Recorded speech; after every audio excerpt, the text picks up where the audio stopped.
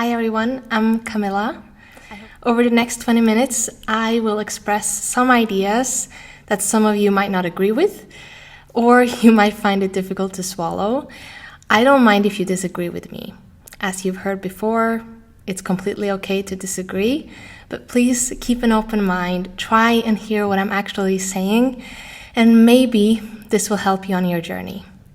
Because dealing with this subject of hate is more complex than just following a set of guidelines or some cherry-picked advices from the Bible or the Quran or from some self-help book.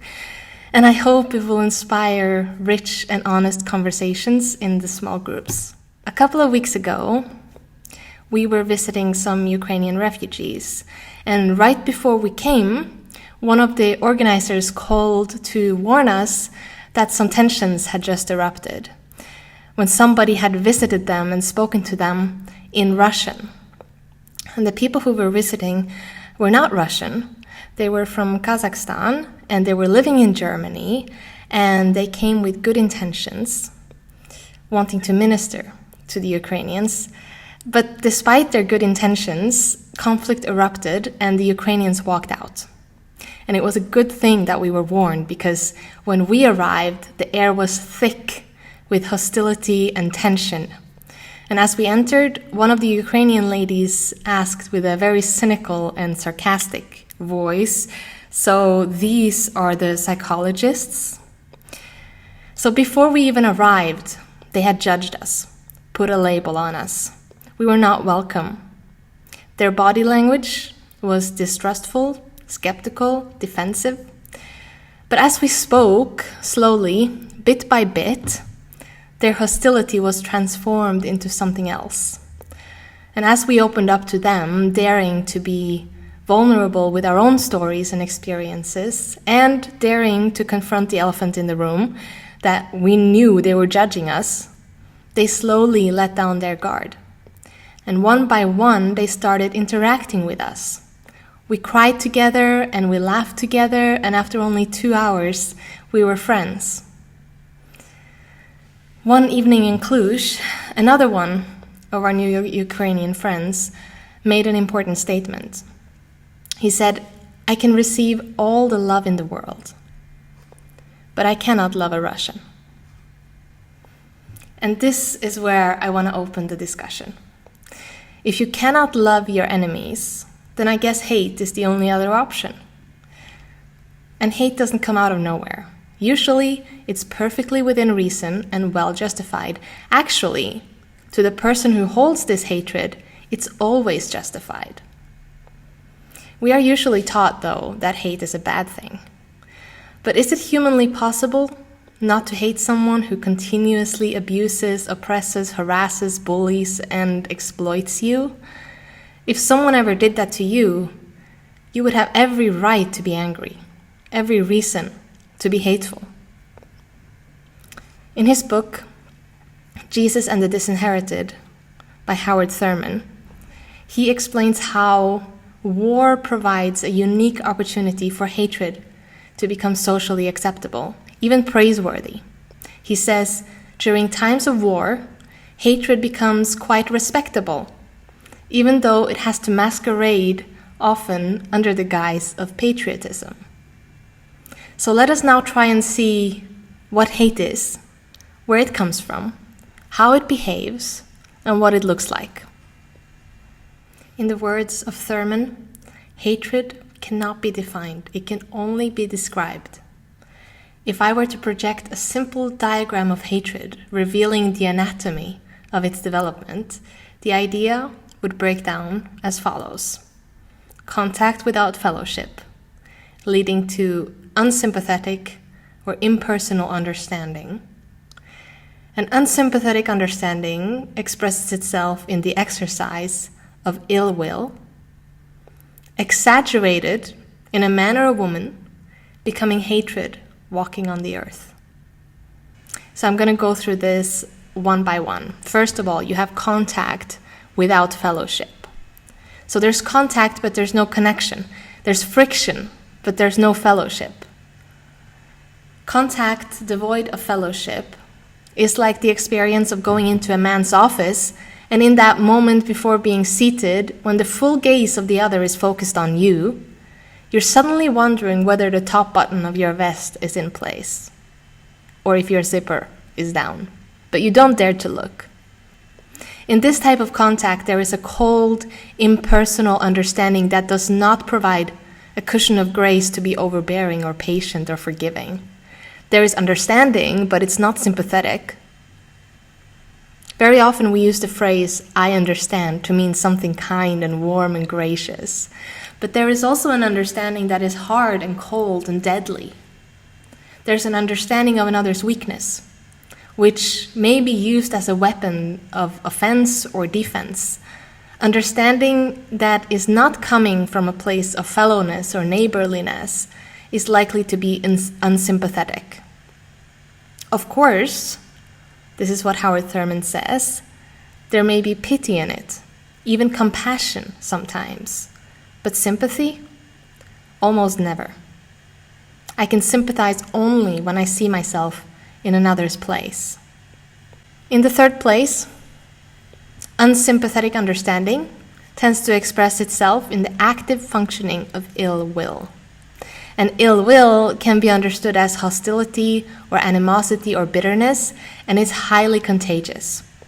When allowed to brew unchallenged, it spreads from one individual to the wider community, from common indifference to active recognition and resentment of the other. So not for the sake of your enemies, but for the sake of yourselves, I would encourage you to try and notice it and address it directly if someone in your group is actively brewing anger or spreading hatred. Like a disease, it spreads from one person to the next until it is impossible to say where it came from or how to stop it. And like the coronavirus, for some people, this infection is deadly. In the fourth place, ill will, when exaggerated in a human being, becomes hatred walking on the earth. Hatred in the mind and spirit of the oppressed or the victim comes out of a great bitterness, a bitterness that has grown out of a sustained resentment, which is bottled up until it distills an essence of vitality, giving to the individual in whom this is happening a radical and fundamental basis for self-realization. So in other words, hatred becomes a source of energy and self-realization to the person who has been wronged. So more simply, if someone treats you cruelly, the normal human reaction is to either resent and hate that person, making him out to be a villain for treating you so cruelly, or to hate yourself, because you assume that you deserve this cruel treatment. I would argue that going through life without battling hatred of some kind, either self-hatred or hatred of the other, is a privilege, not an achievement. It's a privilege because it means you never faced such a level of injustice that you were pushed towards hatred to defend your own sense of self-worth. So the problem with hate, though, is that it excuses immoral behavior. When hatred becomes a tool for self-realization or self-validation, it's easy to create an illusion of righteousness. Behaviors that would otherwise be inexcusable and condemnable are suddenly okay because under these very special circumstances, they are suddenly regarded as necessary and therefore defensible. Often there are but thin lines between bitterness, hatred, self-realization, defiance, and righteous indignation. I wonder what examples come to your mind when I read this quote. The images that come to my mind are from the 6th of January 2021, when a group of hateful rioters stormed the US Capitol. They had such a righteous indignation that they were ready to kill anyone who stood in their way. They yelled, "Hang Mike Pence," as they broke through doors carrying guns and banners about Jesus. And this righteous indignation came from or led to a place of hatred that removed them from any self-condemnation. In their view, their violent actions were perfectly justified because they thought they were doing it to save their country, and on the orders of their president. So rather than being ashamed of their violent attempt at overthrowing the democratic institutions of their own country, they were energized by hatred disguised as patriotism. But no matter how justified they thought they were, their violence was still violence, and their actions still took people's lives away. If you need other examples, just look at the Balkans. People tore each other apart because of some hatred disguised as patriotism. So you see, hatred driven by righteous indignation, disguised as patriotism, is just as lethal, and it's really just the same as any other hatred. And armed with this righteous indignation, any of us could easily be tempted to storm a capital and feel proud of it. But hatred, as we know, leads to death. You know who had every reason to understand and embrace the benefits of hatred? Jesus. A refugee, like some of you, coming out of an oppressed nation, hunted, ridiculed, disrespected, betrayed, wrongfully accused, tortured, and killed. And if anyone in the history of mankind had reason to hate, it was him. Still, he counseled against hatred with the radical words, "Love your enemies." Why? Despite all the positive psychological attributes of hatred, it destroys finally the core of the life of the hater. Hatred, while burning inside you, seems to have a positive and dynamic effect, but in the long run, it eats you up from the inside. Its fruit is deadly and it doesn't discriminate. It begins by focusing on the person or persons responsible for the situation that gave you reason to hate. But once it's released, it cannot be confined to the offenders alone. Like wildfire, once it's set loose, it cannot be controlled. Jesus rejected hatred. It was not because he lacked the vitality or the strength. It was not because he lacked the incentive. Jesus rejected hatred because he saw that hatred meant death to the mind, death to the spirit, death to communion with his Father. He affirmed life, and hatred was the great denial. So what could we do instead? If somebody beats you up, ridicules you, offends you, and abuses you, what do you do? If you don't want to hate yourself, and you don't want to hate your abuser, what do you do with that burning anger and the pain inside of you? I don't have a complete and final answer, so I hope you will come up with some good ideas as you chat amongst yourselves, but here are my suggestions. First of all, recognize your pain. It will not simply disappear by ignoring it. If you don't face it head on and address it, it will live its own life, and you'll be unable to control what comes out. Because trust me, it will come out. Be honest about what happened. Identify who is responsible for what. Pretending nothing happened or downplaying the seriousness of the crime will only make you bitter and resentful. We need to know the truth, because the truth is what will set us free. And maybe you did something wrong too, but that doesn't mean you're responsible for all the evil that was done against you. It only means you should own up to your own mistakes and let the others own up to theirs. Remove yourself from the person, the group of people, or the situation that's hurting you if you can. And finally, forgive those who wronged you. See, forgiveness comes only after the pain has been recognized and the truth has been told, and you know who to forgive for what. And even then, forgiveness is a gift that you're free to give or not. Nobody can claim it from you.